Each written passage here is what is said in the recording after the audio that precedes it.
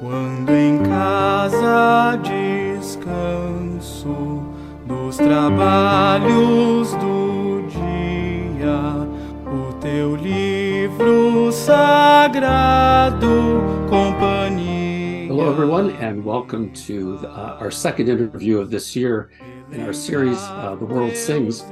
My name is Mike McMahon, and I'm here today with Simei Monteiro, who is a fellow of the Hymn Society and has long been a leader in congregational song and church music, both in her native Brazil and in the global community. She was part of the group that published the first Brazilian hymnal, and she has served as a professor of liturgy and hymnology at the School of Theology of the Methodist University of Sao Paulo. From 2001 until her retirement in 2009, she worked as a worship consultant for the World Council of Churches in Geneva, Switzerland. And in fact, she is with us today from France, just outside of Geneva. She also worked on a Portuguese translation of Latin American and a Latin American adaptation of hymns by Charles Wesley. It's great to have you with us today, Simei. And I see we have a lot of old friends with us, including I see one of your Brazilian friends, Abner Campos, who is up there in Toronto studying at Emmanuel College. So it's great to have everybody with us. And I do want to invite you if you would like to ask a question, you can put that in the Q&A. I just had a message from Stephen Blondo, who's in the background, that the chat for some reason is not enabled. So you need to put your comments or questions in the Q&A instead of in the chat. But we welcome you to do that, and I'll be monitoring that throughout our conversation today so that you can do that. And I see that some of you already figured this out. So we have people who are saying hello. So hello, Simei, it's good to be with you today. It's my pleasure to be with you today, and I hope you enjoy our conversation. Oh, I know we will. I would love to start out asking you about your early background and your growing up years, and how you came to be interested in music and in church ministry. Okay, background as a child. I was raised in a very lively Baptist church in the north of Brazil, Belém, very in the Amazon River there, closer to the island of Marajó. And this Baptist church was lively, singing, and my family, a big family, they all would like to participate in the choir, singing, playing, or doing something.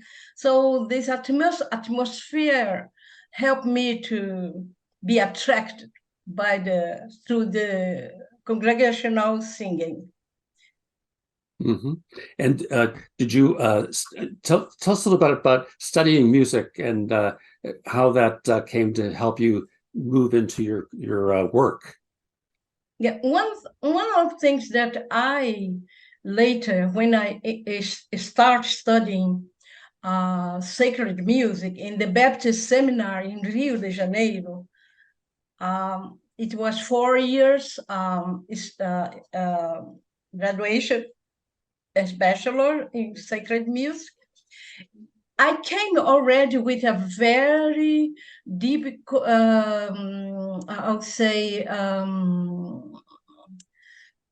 concept about congregational singing. For me, the community was formed by the singing. So when the church, the community were singing, then gives a unity and a sense of belonging. And in Brazil, this is very, I would say, very real, because if a church doesn't sing well, something is wrong.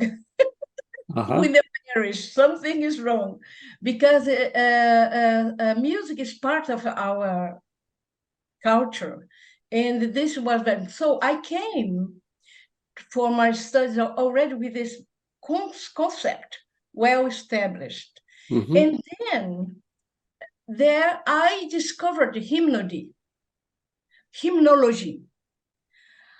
And also my teacher was one of the promoters of the revision of the Baptist hymnal. So she invited the students to participate, looking for the right, the name, the dates, all the credits for because this is common in some countries. They put the name of the translator as the author, and sometimes only the initials. Huh? Word with a point, and then need to discover who is this person. And then some names came, and also some mistakes were discovered. So we worked with Joan Sutton in this project of a new edition of the Baptist hymnal that was called O Cantor Cristão, the Christian singer, the name, the title. And then we worked very hard to discover and to put all the correct information in the hymnal. And this was, for me, a discovery. And working with John Julian, dictionary, looking for names and things and dates. It was wonderful. So I discovered there that I have a special attraction for hymnology.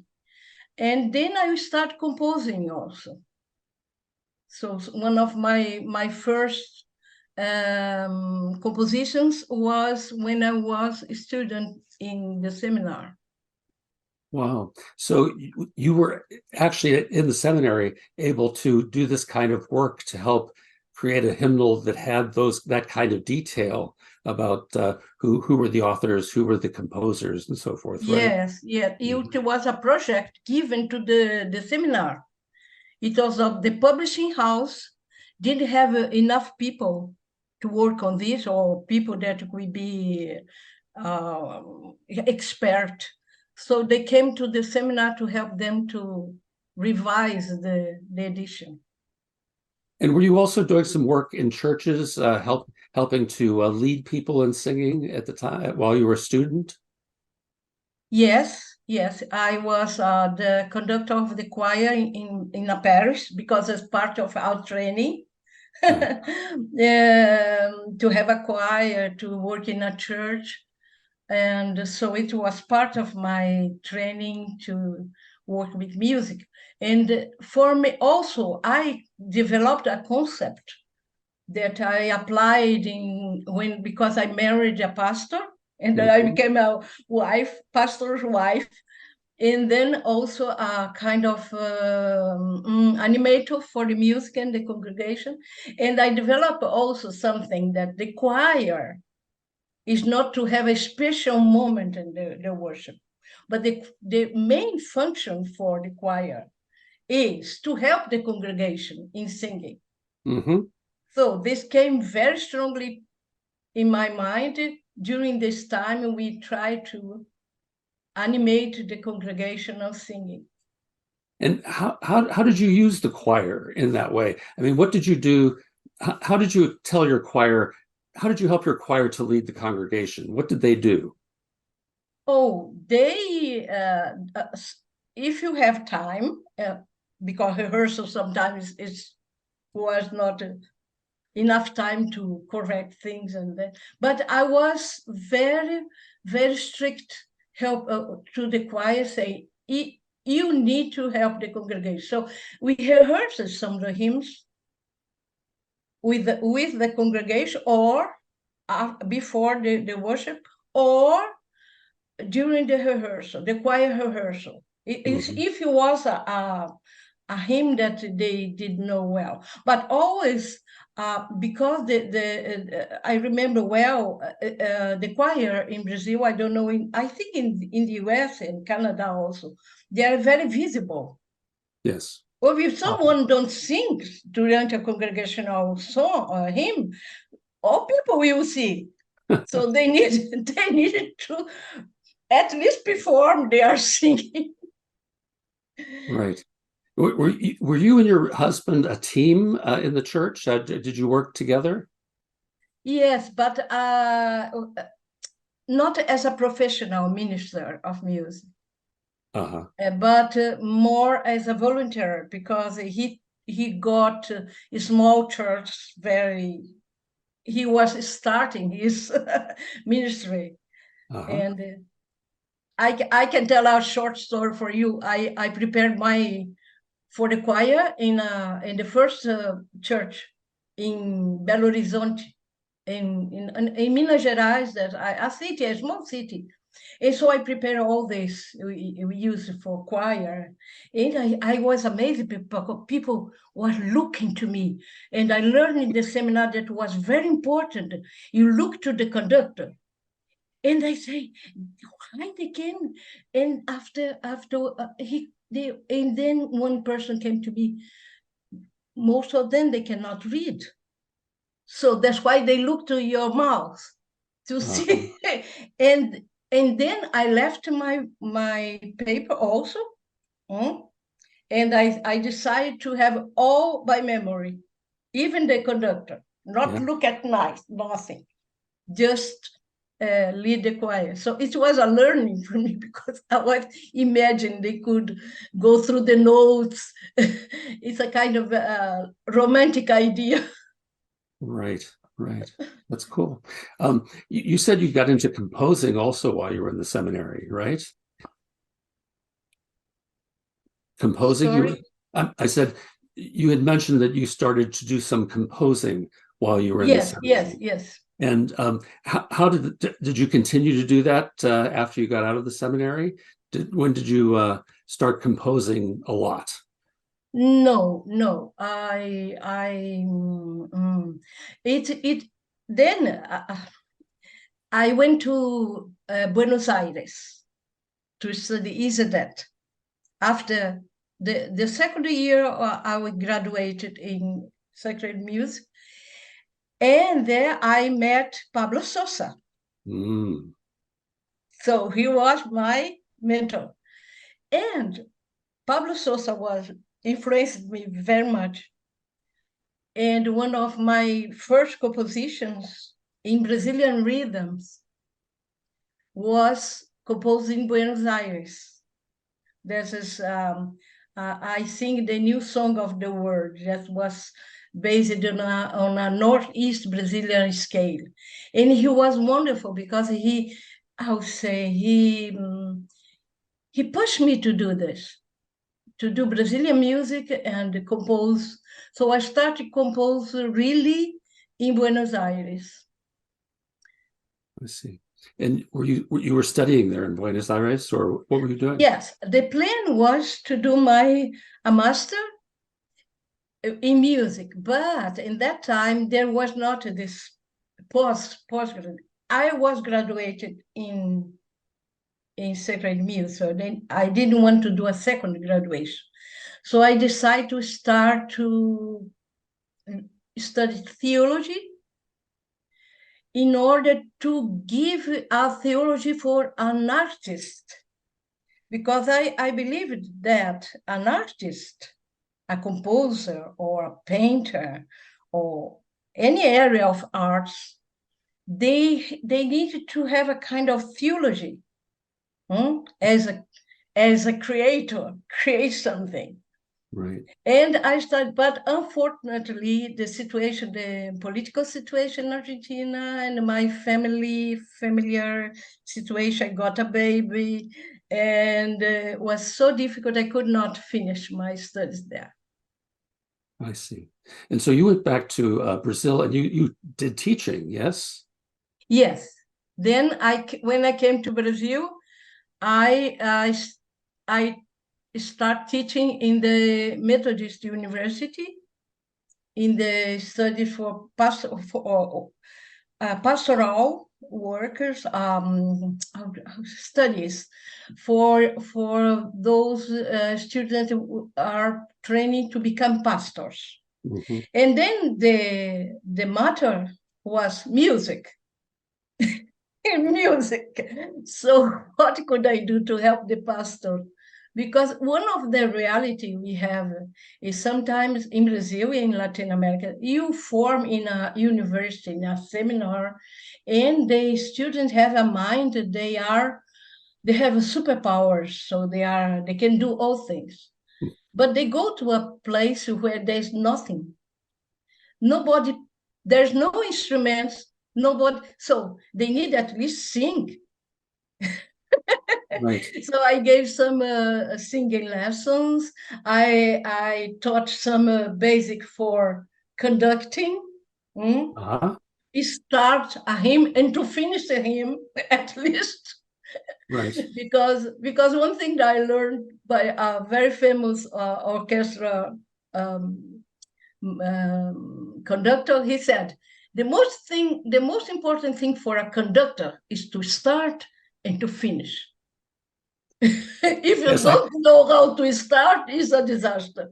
If you don't know how to finish, it's a disaster. So, and then I pushed my students to learn a little bit about music, and of course hymns, all story of hymns, and later I became a liturgy teacher.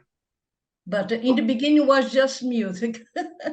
Well, what I keep thinking about something you said earlier, which was that you came to your music studies with a conviction that congregational singing was fundamental to being a church, right? To worship. Yes. And I'm wondering how that influenced you in working with pastors and those who were training to be pastors, how you helped them to embrace that conviction that singing was so important. Yes, because the tendency during all this time, I thought this very clear, is that the pastor delegates to another person the music in the church. Mm-hmm. And so the pastor just prepared the sermon, things like that, administration of the church. But my purpose was to tell them, to help them to understand that pastors are fundamental to bring this community together, and singing was the best way to do it, to feel it, to take the temperature of the church, is how they sing. And the pastor cannot be a person a part of this, separated. He needs to be involved. And I saw very good pastors able to sing and to play the guitar, help the congregation in the worship. Cool.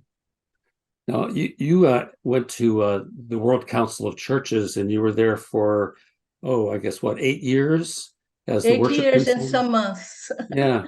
So how did you find your work at the World Council of Churches in terms of helping people to sing and bringing together people from around the world to sing?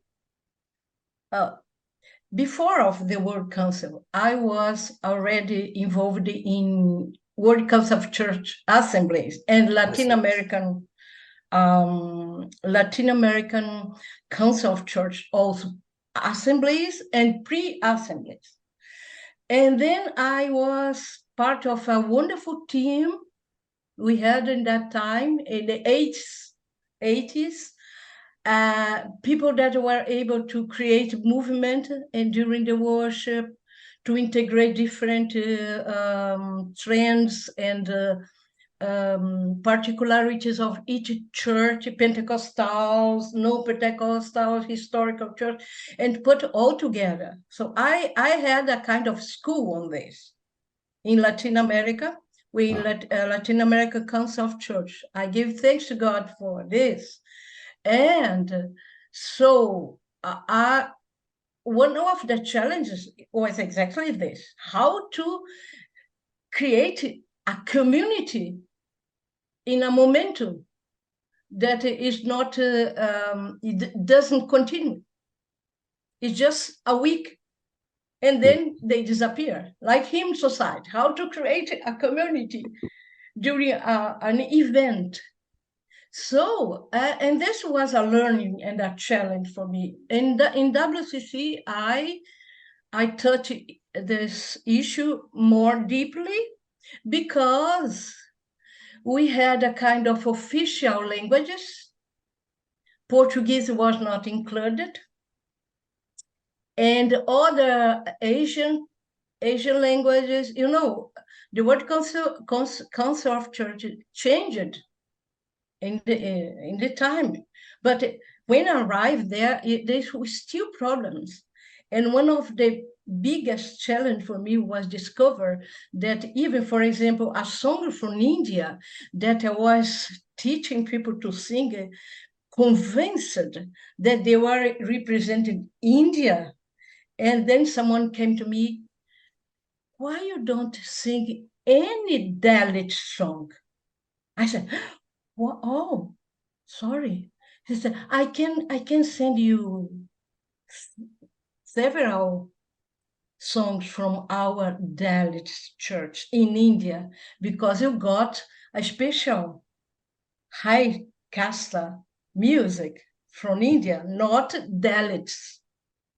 And this person that was a Dalit working in WCC, he came to me and said, why not? He said, I didn't know about that. Sorry, I'm learning about that. And then I started to pay more attention about peculiarities. For example, problems of transliteration of Chinese or Arabic. And each person that I invite to lead, who, you are from Palestine, please come and sing to. He said, I cannot sing because what's written here is not my language. Because it's a transliteration to the Western, Right. to Geneva, about a language. And then I start in my work to try, very difficult, to put the original text in the scores. No? Yes. And then if people are singing Abanala, Sama, that is written in Arabic, not in transliterated.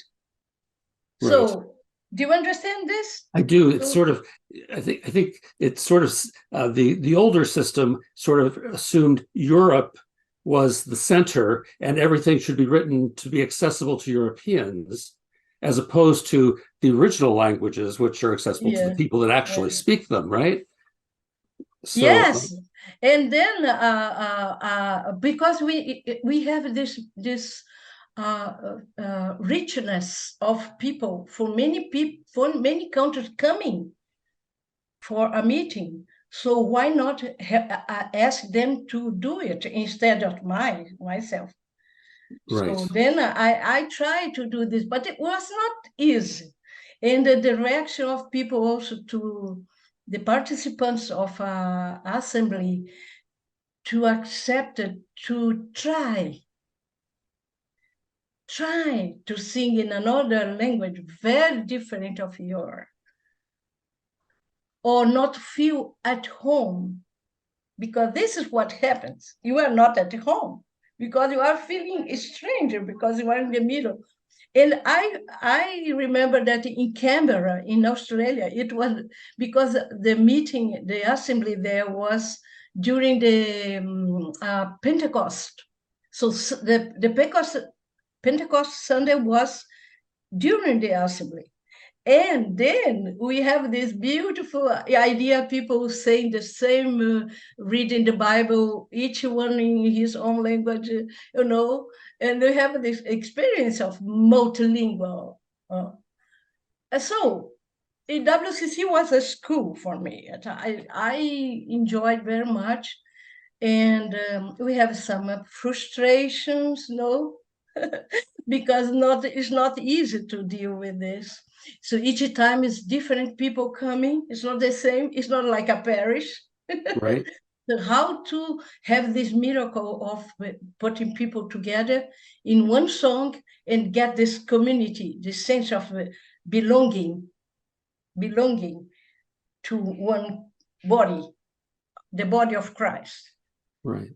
This is a challenge, but I think that's then in my experience with Global Praise for the United Methodist Church, the project was really this: what kind of song, of hymn, people can easily learn and sing in order not to be struggling with languages or rhythms. So that was one question for the composer or for the others to discover the style. And then I remember one of the workshops I had, not with Global Praise, but before, I composed the Kyrie. You sang, because Kyrie eleison people know, but tem piedade de nós. So I put Kyrie, tem piedade de nós, ó Senhor, eleison. And so something that we can create that could help people not to feel so upset with the new, but also feel confident to sing. So you were sort of going back to your earlier thing about you came to your music studies with this conviction that singing together is something that helps to create community. So here you are in a global setting now saying, I need to find songs that can help, that we can sing together so that we can create community from a global perspective, right? That's fascinating. Now, how about when everybody goes home? What kind of impact were you hoping that might have in when people took took all these songs back to their own countries? This is another hard question, because I was participating in this week, last week. When was it? Sri Hong presentation. Last year. No. Oh, I'm sorry. The last week's webinar. Yes. On contextualization. Yeah, and then that is a real problem, because together with the Bible and the gospel, the missionary, they brought the idea of you need to sing something new, and something new means not your own. Right. We need to dress another kind of clothes. And then people now, because after 100 years of gospel being in Brazil brought for the missionary, people in the church, they have difficulties to accept their own culture and music as their own expression of a worship to God. Mm-hmm. So I deal with this problem. So my songs in Brazil are not well accepted. I must say this because it's the reality. And it's the editors of hymns, they are opening now, but there is like an exception. So the 90% is the classical hymns, and then we have a kind of conceit for Simei and the other composer to put to one song there. So it's a negotiation. Uh-huh. We are still in the process of doing this and helping people to discover themselves. Like, we don't sing any of the indigenous languages. We don't sing any African Brazilian rhythms because they believe it belongs to the devil. We cannot use the instruments. So all this prejudice, we need to work a little bit with care and gently in order people can understand they are able to express themselves. That's one of my frustrations. Yes. Yes. So, and what about songs like here in North America? We have people from all over the world who are now part of our country. And so like the local schools where I live, there are as many 40 languages in one school that the kids speak. And how do you work with a community that bring together on a local level what you're talking about in Geneva, where you have a global community right here? Do you have any advice? I'm not sure if I understood you well. Okay, let me try it again. So, in the United States and in Canada, you have communities with lots of people speaking different languages already, right here in this local community. Mm-hmm. And how do you bring them together to sing the one song that will bring them together? Yeah, but the worship can be inclusive also. Mm-hmm. For example, people that are not able to talk, you have the gestures. So I think languages, we need to understand that we not always speak words Mm-hmm. that translate them. But just put the question in the right place. To sing in another language is also a kind of welcome others. Like Romans 15, verse 7 says, welcome the others as Christ. So I think this, if the congregation understands that trying to go beyond their own comfort zone to the other, it's being Christian. It's being Christian to try to say Amen, Alleluia in different countries. That's why we need to be wise enough to bring the correct song to introduce, for example, Shalom Sawidis La Paz. We have this song that we use in WCC assemblies. Because you are speaking about peace. So peace is as a word you can sing in different languages.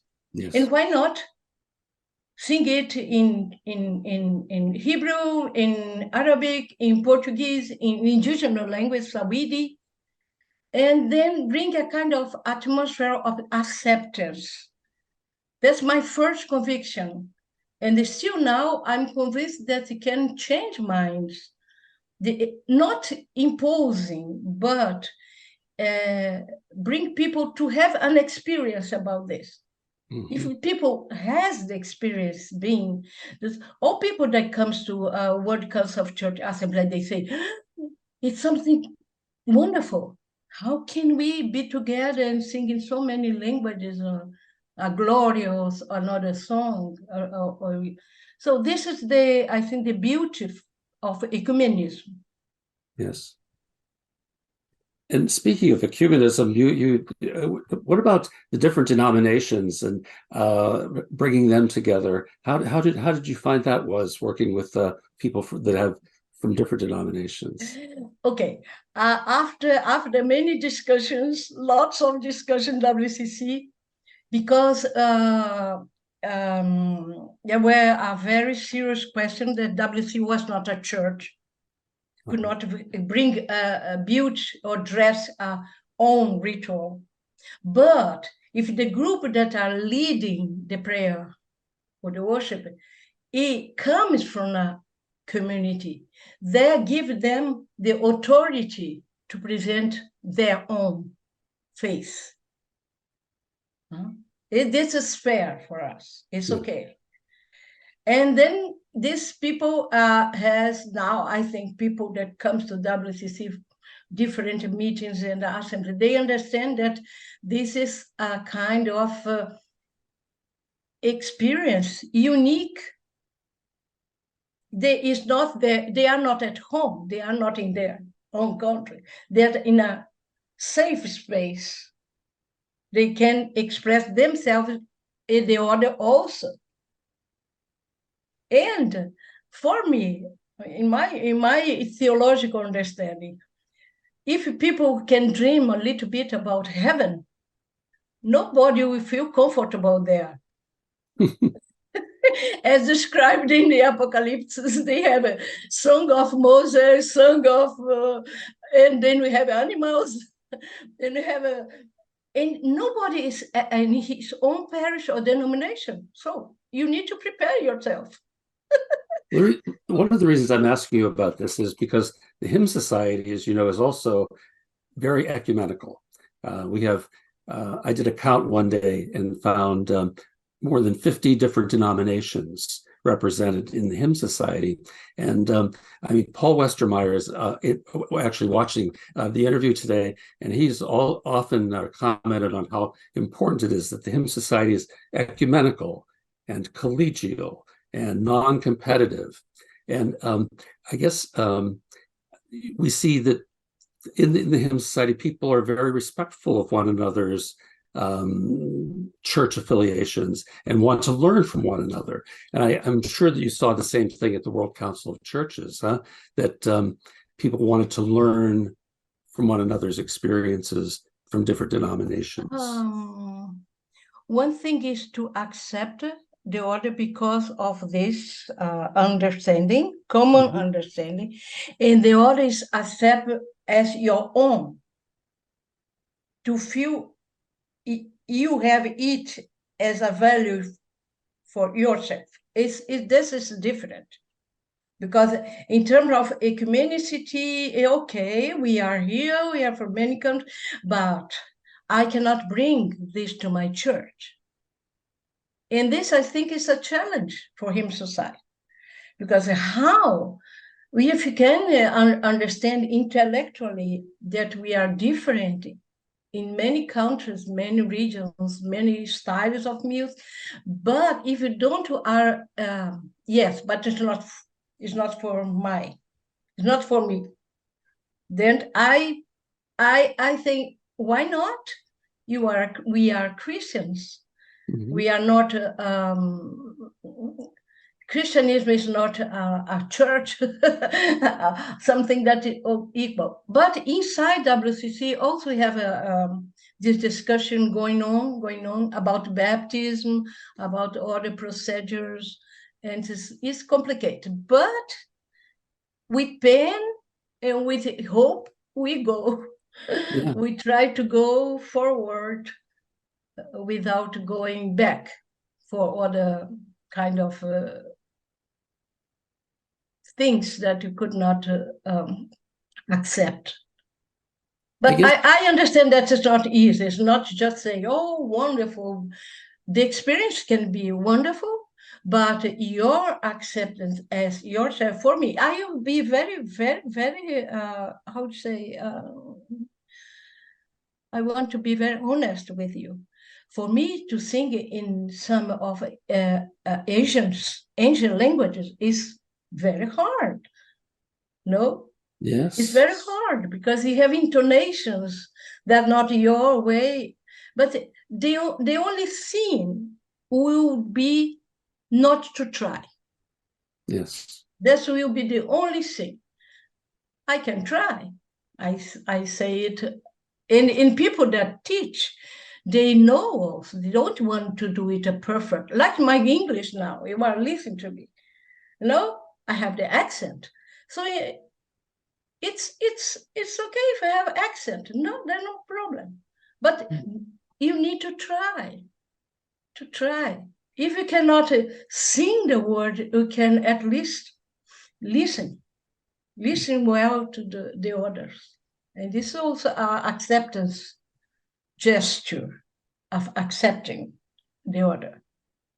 I guess one of the challenges that I'm hearing from what you're saying to us is that, you know, we sing from a variety of cultures, a variety of languages, a variety of denominations, and we experience one another. Then the next step is to accept one another, and then the next step is to be changed by one another, right? That's it. But I was changed. Yeah. If you expose yourself, you feel there to be exposed, you change. You don't need to to do, Mhm. I would say, a complex understanding, but you are changing without feeling. When you see you are humming a song from India or humming a song from China, why not? Right, It starts. right. Well, I want to ask you a little bit about the Hymn Society before we finish. I know that you have been involved to some degree in the Hymn Society. Would you like to talk a little bit about some of the things that you've done that have been related to the Hymn Society? Oh, my first experience was in Savannah, Uh-huh. 1997. Yes. And then for me, as a Methodist, it was very special because when Savannah, Georgia, when Wesley came in, and as much as I know, he brought some hymns during he was working on during the travel, and then he would like to start singing with a group there. So it was a special place for me as a Methodist. And what can I say about? So then, Hymn Society, I was always connected because of the publications, the hymn. I could see in WCC we have the magazines, several editions. I always went there to see something, and I was looking for authors, the story of some hymns. And I discovered Hymn Society like this, and my friends, because João Faustino was my friend, Pablo Sosa also. And so we have friends that say, oh, Hymn Society. But Hymn Society for me was kind of a little bit far away from my understanding. So I'm very happy that now I'm a member of Hymn Society. I'm a fellow of Hymn Society. So Yes. I can be much more involved in the questions. And one thing that I would like to say is about the understanding. I said it, but not in the context of Hymn Society. The concept of languages, because music is a language, Mm-hmm. and we in Latin America we don't like to separate the music from the text. We don't divorce music, and I feel people very easy to find a meter, a tune that has the same meter and put the new words in it. But sorry if saying this, but I think that there is a special music for each text. Mm-hmm. If you're not a composer, we need to find a composer, because I understand that we have much more hymn writers than composers. That's probably true. Yes. Yeah. And I think we need to work a little bit more on this, because sometimes the editor hymnal, they did this for us. Because the first time I heard a melody that from Christmas, da da da da da da da da da da da da da da da, I said, oh, this is a Christmas? Because in Portuguese, in our hymnal, is connected to the Passion of Christ, the pain in the cross. So there is the mountain where Jesus gave his life for me. So it was a shock for me, because I know the marriage, the couple, and then now I need to divorce and put in another place. So that's why language, because language is the music. And I think 2 years ago in Hymn Society, someone from Yale University or some other, I can't remember exactly. He said that if you take this text and put it with this melody, what difference is? It sounds different. Yes. So I need to understand this better about it, because I also learned in the seminar that the music is servant of the words.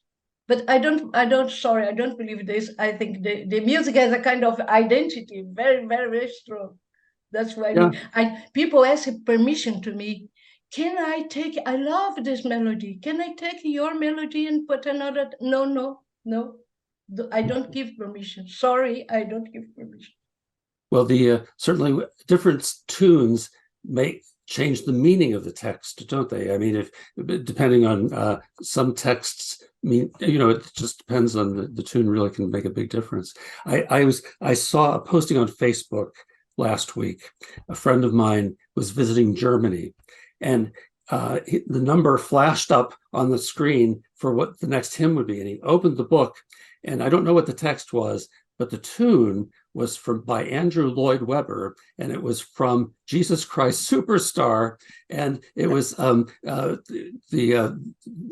some people recognize. Look at all my trials and tribulations, and it was the apostles at the Last Supper, sort of bemoaning their lot. But he was like stunned that tune would appear with a hymn in a hymnal, because to him that tune meant something completely different. It meant something connected to that moment in a play. There's different contexts, but I think even in the Christian worship, of course, we have melody tunes that can be together with the words but sometimes not this case, because sometimes there is a story behind. Yeah. The story behind the composition. So I think nobody dares to put a holy, how you say, the Christmas melody famous, Silent Night. Right. Put in another word, because you know the story. Was a matching, something that happened. So sometimes we need to know better the story. That's I think it's very good when the hymn society but is aware about we need to know the story behind the songs, the hymns. Well, you've raised an issue that we certainly we could spend a lot of time talking about, and I'm sure a lot of people listening could have different opinions. But I do want to ask you, because we're running out of time, I just wanted to ask you, so, the Hymn Society, if you were to say what would be your fondest hope for the Hymn Society moving forward, what would that be? Continuing the journey of broadening the horizons, and inviting other cultures and other hymn writers to come, in translations. Of course, we need translations, because we have so many beautiful hymns produced not in Canada, in North America, in Brazil, in other countries, that need to be translated. And I had this wonderful experience translate from Japanese into Spanish and Portuguese 2 years ago for the Hymn Society Centennial. Yes. And I was afraid but then someone from there, I think the author, said, I find your translation very, very well done. Thank you. And I was very happy, because it's possible to translate, but it's hard. It's not easy. But we need to translate some of our hymns into Portuguese or into Portuguese. We have lots of translation, but at least from other countries into English or Spanish or more used languages in the world. Indeed. Well, just before we stop, Linda Olin just wrote a comment to say that she loved her experience of working with you when you composed new music for a communion hymn that she had written to a public domain tune, and sort of to go to your point, to create a tune that really goes with that text. So thank you, Linda, for your comment. Appreciate that. And Simei, thank you so much for all that you have done and all that you continue to do, and for being part of this journey with us. We really appreciate that. Thank you. And yes, and with Olin, I'm happy that she mentioned this, because she said to me, I want this part more. something. She commented about the music with me, so it was a dialogue, creation together. Well, it was wonderful. She said you're a great collaborator. And Milner, I agree with you. I'm very grateful to Simei. It's been great. I think a lot of people are meeting you today for the first time, and it's really a pleasure. So thank you, Simei, for everything. And thanks for speaking with us today. It was my pleasure. Okay, bye-bye. Bye-bye. Bye, everybody.